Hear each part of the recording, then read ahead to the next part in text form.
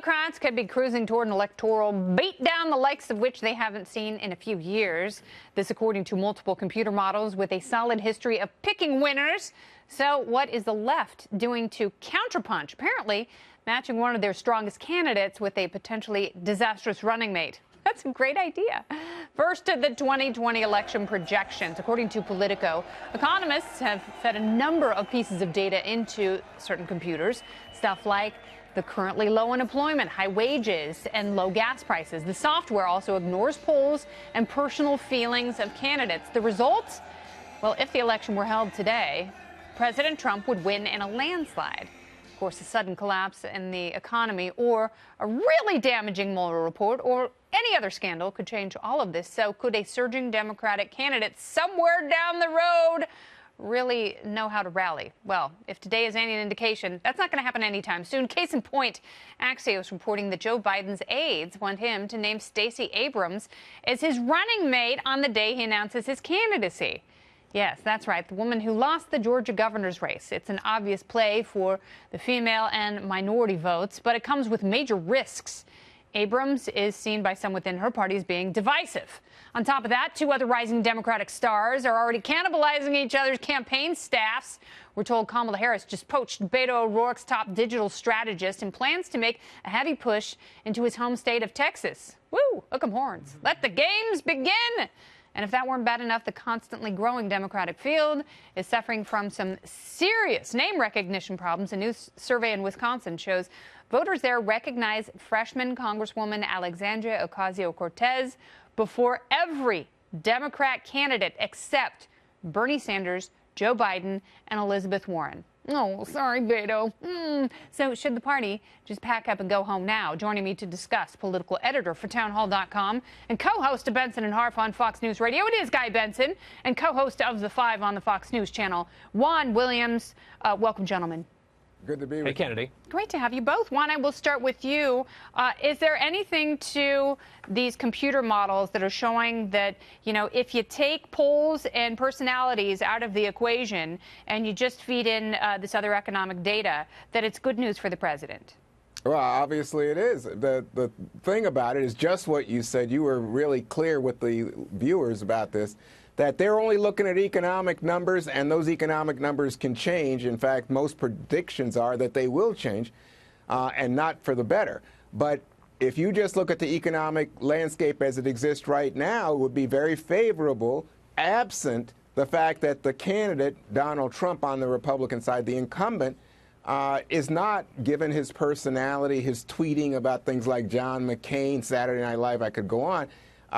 People don't have a good feeling about that. That's why right now I think Real Clear Politics has him at about 40% approval. That's right. He's way underwater at 50+% disapproval. That's true, and that's an important distinction. People may not like him, but that didn't stop them from voting for him in 2016. And he may have better luck if the economy, in fact, improves from where it is. There are a lot of outstanding issues there. But let's talk about Joe Biden, Guy. Obviously, the best idea in the world is to pre-package your nominees. Just ask Vice President Fiorina. Yeah. So, I mean, look, Ted Cruz threw that Hail Mary as a last gasp. This would be at least presented, I think, by the Biden people as a power move of like, we're going to the general, this is the team, we're going to win. But I think it's definitely risky for Joe Biden and kind of presumptuous, frankly, for a lot of the other candidate supporters for him to roll and be like, here's my running mate early on or right out of the gate. And also Stacey Abrams, as you said earlier, is a risky choice, not necessarily because of all the identity politics stuff, but because she's a conspiracy theorist. She thinks she won an election. She thought she won an election that she lost, and she continues to refuse to concede that election. That's not a good look, particularly from the party that was horrified, I believe is Hillary Clinton's word, that Donald Trump would not commit to accepting election results. Stacey Abrams did exactly that, and now she's at the top of the VP list for the leading contender for president on the Democratic side. It's quite a turnabout. Yeah, so Joe Biden does have the name recognition now, Juan, but Kamala Harris is making some big moves. Do you think that she is in a better position than some of the other Democrat candidates who have kind of stalled out of the gate? You know, I don't know who you're thinking of who stalled out of the gate, because I see so many people. Kirsten Gillibrand, Well, Tulsi Gabbard. No, but you think John about this. Hickenlooper. Well, I don't know a if bunch they of the stalled. other people that no one is talking about. Those are the stalled candidates. No, because I don't think that we've really begun the process. You got to give them some chance, opportunity to gain some traction. But I will say that if you look at Bernie, if you look at Beto, they have raised money, like unbelievable amounts of money, right out the box. So I think that there's a tremendous intensity and interest on the Democratic side in the upcoming Democratic primary elections and, of course, the ultimate election.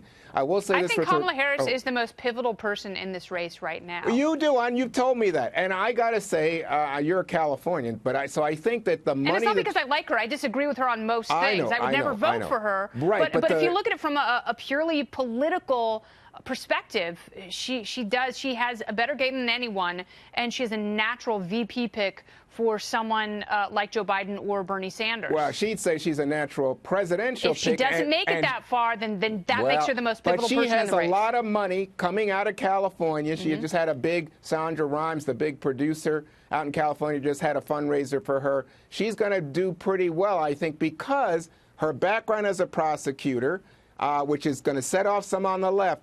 But for the moderates, for the centrist Democrats, I think they'll see this as, hey, this is someone that can appeal to voters in the middle. Yeah, well, she has a lot of appealing to do. $93 trillion of spending. A lot to learn about how to be a national candidate. She's not quite there yet. It's still early in the race. But, Guy, I want to ask you, do you think Democrats are secretly hoping the economy tanks so the president doesn't go into 2020 with that advantage? Well, look, I don't think that when the Democrats president, the Republicans want people to suffer. I think politically speaking, and the opposite is true. So you're saying Republicans are braver?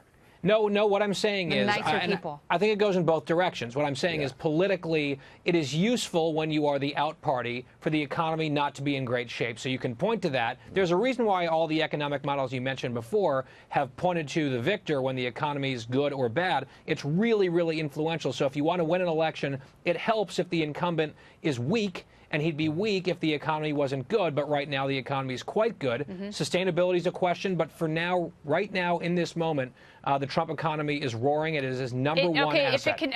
We have to go, unfortunately. I want to ask you one last question. What is a more crucial factor for voters, the economy or the president's personality? Well, I just look at the polls that I cited to you. Clearly, right now, he's underwater with voters because they don't like a lot of the stuff he's doing. It's interesting to me among Republicans. He was never above water. That's the thing. It's not like Hillary Clinton, who went from 63% to upper 30s. You know, he's always kind of been right there. We will see. It's going to be a fascinating election. We'll need a lot from both of you gentlemen. Thank you, Guy and Juan.